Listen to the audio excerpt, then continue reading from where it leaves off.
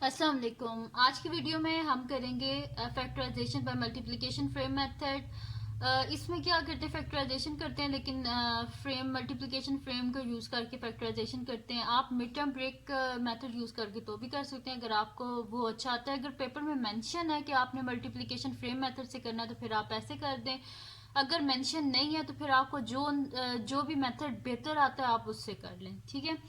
तो चैप्टर 3 जो है mathematics book 2 D2 7th addition जो है, इसका चैप्टर 3 जो है वो मैं पहले करवा चुकी हूँ, लेकिन स्टूडेंट है फातिमा इलाही, वो कह रही थी कि मुझे मल्टीप्लिकेशन फ्रेम मेथड से सिखाते हैं, तो वो भी हम कर लेते हैं, ठीक है जी।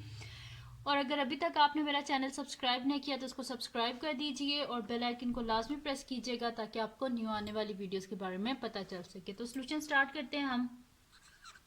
तो जब भी आप ये फैक्टराइजेशन वाले क्वेश्चन सॉल्व करने लगे तो सबसे पहले देखा करें कि कुछ कॉमन तो नहीं आ रहा। अगर कॉमन आ रहा है तो सबसे पहले एक काम किया करें कि कॉमन ले लिया करें। तो हमारे पास क्या गिवन है question, 3z-8xy z plus 4x² y² n z। अच्छा, अब आपने देखें इसमें क्या कॉमन आ रहा है, यहाँ पे भी z है, यहाँ पे भी z है और यहाँ पे भी z है। तो सबसे पहले काम करेंगे, हम z को कॉमन ले लेंगे। तो अंदर हमारे पास क्या आ जाएगा, 3-8xy plus 4x² y² z common आ चुका है। अच्छा, अब मल्टीप्लिकेशन फ्रेम मेथड में हम करते क्या है कि जो हमारे पास फर्स्ट टर्म है इसके भी जितने भी पॉसिबल फैक्टर्स हैं वो भी हम लिख लेते हैं, और जो लास्ट टर्म है इसके भी जितने भी पॉसिबल फैक्टर्स हैं वो हम लिख लेते हैं। फर्स्ट टर्म ये है और लास्ट टर्म ये हमारे पास, तो इनके जितने भी पॉसिबल फैक्टर्स हैं वो हम लिख लेंगे। जैसे कि हमारे पास 3 है तो 3 के क्या फैक्टर्स हमारे पास हो सकते हैं, 1 मल्टीप्लाई बाय 3, ये भी हो सकता है।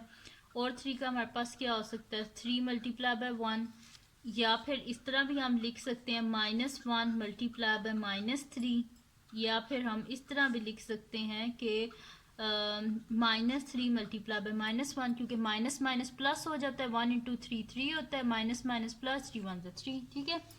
अब लास्ट टर्म जो है इसको भी देख लेते हैं, 4x² y², इसकी क्या हम लिख सकते हैं, इस तरह भी हम लिख सकते हैं इसको कि 2 से अगर मल्टीप्लाई करें तो भी हमारे पास आ सकता है, जैसे कि 2 2 4 होता है।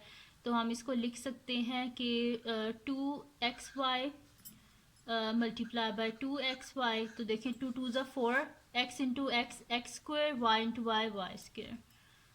या हम इसको इस तरह भी लिख सकते हैं कि -2xy multiply by -2xy। Minus minus क्या हो जाएगा हमारे पास, प्लस हो जाएगा, x into x x², y into y y²। या हम इसको इस तरह भी लिख सकते हैं, 4 1 4 भी तो होता है, वो भी तो हम लिख सकते हैं ना।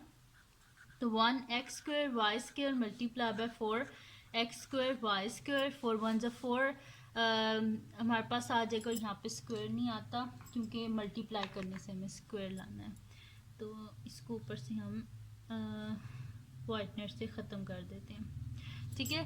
तो अब 4 1 हमारे पास क्या होता है, 4x into x x² y into y y²। और हम इसको इस तरह भी लिख सकते हैं कि 4xy इंटू 1xy, इस तरह भी तो हम लिख सकते हैं। और अगर हम माइनस साइन के साथ लिखते हैं तो वैसे भी हम लिख सकते हैं।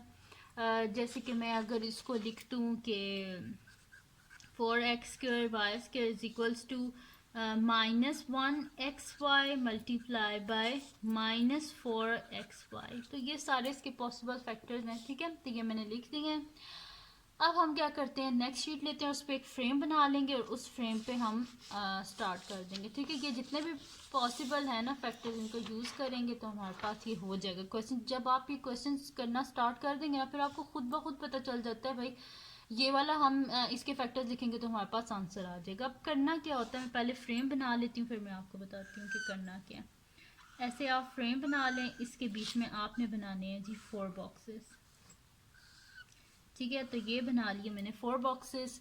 इसके फर्स्ट बॉक्स में आप लिख लें फर्स्ट वैल्यू, और फर्स्ट वैल्यू क्या है हमारे पास 3, और लास्ट वैल्यू लिख लें इसके लास्ट बॉक्स में, ठीक है। तो लास्ट कौन सा, ये वाला, तो इसमें लिख लेते हैं जिसकी लास्ट वैल्यू। और मल्टीप्लिकेशन फ्रेम है तो जैसे यहाँ पे क्या आ जाएगा हमारे पास मल्टीप्लाई, और इस बॉक्स को हम क्या कर देते हैं, ऊपर से भी बंद कर देते हैं, ठीक है जी। ये कर दिया मैंने बंद। अब आप देखें हमने करना क्या होता है। फर्स्ट वैल्यू ये है, लास्ट वैल्यू ये है। अब हमने कोई ऐसे ये जो बॉक्सेस है ना जो खाली हैं, यहाँ पे हमने कोई ऐसे दो नंबर लिखने हैं कि टर्म्स लिखनी है कि जिनको हम ऐड करें तो हमारे पास क्या आना चाहिए, -8xy। ठीक है, तो वो हम ने लेके आने हैं, और यहाँ पे इस बॉक्स में जो भी नंबर आएंगे वो, और इस बॉक्स में जो नंबर आएंगे वो हमारे पास क्या हो जाएगा, आंसर आ जाएगा। अगर इनका सम -8xy हुआ, अगर नहीं हुआ -8xy, तो यानी कि वो आंसर हमारा गलत है। तो स्टार्ट करते हैं अब हम। इसके मैं फैक्टर्स यहाँ पे लिख लेती हूँ। ठीक है, तो यहाँ पे हम फैक्टर्स लिख लेते हैं, जैसे कि फर्स्ट 3 1 इंटू 3 है, तो मैं लिख लेती हूँ 1 इंटू 3। तो 1 इंटू 3, 1 3 ज़ा 3 हो गया मेरे पास। ठीक है, अच्छा इन दोनों को मल्टीप्लाई करना हो तो देखिए 1 multiply by 3 is equals to 3, इस तरह हुआ है ये 1 3 ज़ा 3। अब यहाँ पे हमने कोई और नंबर लिखना है जिसको हम मल्टीप्लाई करने से मेरे पास क्या आना चाहिए, यहाँ पे 4x² y²। तो फर्स्ट यहाँ पे मैंने क्या लिखा था 2xy, तो यहाँ पे लिख लेती हूँ मैं 2xy। 2xy को मैंने किससे मल्टीप्लाई किया था, 2xy से ही, तो यहाँ पे फिर लिख लेते हैं हम 2xy। ठीक है, तो 2 2 ज़ा 4, x into x x², y into y y²। अब देखें इन दोनों को मल्टीप्लाई करने से ये मेरे पास आया है। ठीक है, फर्स्ट ये वाली टर्म, ठीक है, और इस वाली टर्म्स, इन दोनों को जब मैंने आपस में मल्टीप्लाई किया है इन दोनों टर्म्स को, तो मेरे पास आंसर क्या आया है, ये वाला। ठीक है, 2 2 ज़ा 4, x into x x², y into y y²। अब जो रिमेनिंग है बॉक्सेस, इनको भी हम फिल कर लेते हैं। अब इनको हमने फिल किस तरह करना है, देखिए 1 मल्टीप्लाई बाय 3 3 हो गया, 1 इंटू 2 क्या हो जाएगा 2, और 1 into x x, 1 into y y, यानी कि ये वाला बॉक्स हमारे पास फिलअप हो गया। इसमें क्या आ गया 2xy। अब इस बॉक्स को हमने फिल करना है। अब इसको भी ऊपर वाले नंबर से मल्टीप्लाई करना है, 2 3 ज़ा 6, साथ में एक्स वाई, और ये देखें 2 2 ज़ा 4, x into x x², y into y y²। अब मैंने आपको बोला क्या था कि इन दोनों को, ये तो हमें पता है ये फर्स्ट टर्म है, ये लास्ट टर्म है, ये जो दोनों नंबर हैं इन दोनों को हमने क्या करना है, ऐड अप। अगर इनको ऐड करने से हमारे पास आंसर -8xy आता है, इसका मतलब है ये ठीक फ्रेम बनाया है, और अगर नहीं आता इसका मतलब है गलत है, फिर दोबारा बनाना पड़ेगा। तो इनको ऐड अप करके देख लेते हैं। तो ये हमारे पास है जी 6xy प्लस 2xy, तो 6 + 2 8 और xy साथ में। ठीक है, ये आया हमारे पास 8xy, और यहाँ पे क्या लिखा हुआ है -8xy, यानी कि जो फ्रेम बनाया है ये गलत है। ठीक है, तो इसके ऊपर हम लगाते हैं क्रॉस कि ये गलत है। सेकंड ट्राई करते हैं अब हम। ठीक है, इस तरह आपको जब शुरू में आप करेंगे ना ये क्वेश्चंस, ये मैंने आपको समझाने के लिए, मैं फर्स्ट अटेम्प्ट में भी इसको सही कर सकती थी, लेकिन जस्ट आपको समझाने के लिए किया है कि आपका गलत भी हो सकता है। शुरू में तो आपका हो सकता है 3 4 दफ़ा आपका गलत हो, फिर उसके बाद आपके पास सही आंसर आए, लेकिन जब आपकी सही वाली प्रैक्टिस हो जाएगी ना इन क्वेश्चंस पे, फिर आप फर्स्ट अटेम्प्ट में ही सही कर लिया करेंगे। अच्छा, अब हम करते हैं सेकंड ट्राई। फिर से इसी तरह बनाते हैं हम फ्रेम। ये मैंने बना लिया जी फ्रेम।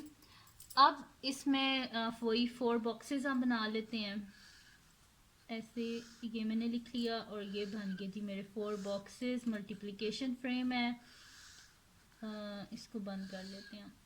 ठीक है जी, अब हमने करना क्या है कि फर्स्ट जो बॉक्स है उसमें फर्स्ट टर्म, लास्ट बॉक्स में लास्ट टर्म। ठीक है जी, बना लिया। अब हमने क्या करना है कि सेकंड फैक्टर्स की तरफ आते हैं। ये वाले 3 1 ज़ा 3 यूज़ कर लेते हैं और ये वाले यूज़ कर लेते हैं। तो 3 इंटू 1 क्या होता है जी, हमारे पास 3 होता है। तो 3 1 ज़ा 3 मल्टीप्लाई बाय 1 3। अब 4 के लिखते हैं फैक्टर्स। तो 4 के क्या आते हैं जी, -2xy और -2xy हम यूज़ कर लेते हैं। तो -2xy और यहाँ पे भी मैं लिख लेती हूँ -2xy। ठीक है, तो माइनस माइनस प्लस, 2 2 ज़ा 4, x into x x², y into y y²। अब जो रिमेनिंग 2 बॉक्सेस हैं इनको हम फिल कर लेते हैं। देखें 3 1 ज़ा 3, 3 2 ज़ा 6, पहले प्लस माइनस माइनस, 3 2 ज़ा 6, साथ में xy। अच्छा, अब प्लस माइनस माइनस, 2 1 ज़ा 2, साथ में एक्स वाई और minus minus plus, 2 2 4, x into x x square, y into y y square. अच्छा जी, अब हम इन दोनों को दोबारा से ऐड अप करते हैं, ठीक है। तो ऐड कर लेते हैं -2xy प्लस -6xy, तो मैंने प्लस किया, ठीक है, इनको ऐड ही करना है आपने। -2xy minus plus minus -6xy, तो ये क्या होता है, माइनस माइनस प्लस होता है हमारे पास, 6 + 2 8 एक्स वाई, और बड़ी टर्म के साथ माइनस है, जैसे क्या आएगा माइनस। तो इन दोनों को ऐड अप करने से हमारे पास आंसर क्या आ रहा है, -8xy, और मिडल में क्या है, -8xy, यानी कि जो हमने किया है बिल्कुल ठीक बनाया है ये वाला फ्रेम, ठीक है। अब इसका आंसर लिखना किस तरह है वो मैं आपको बताती हूँ, ठीक है।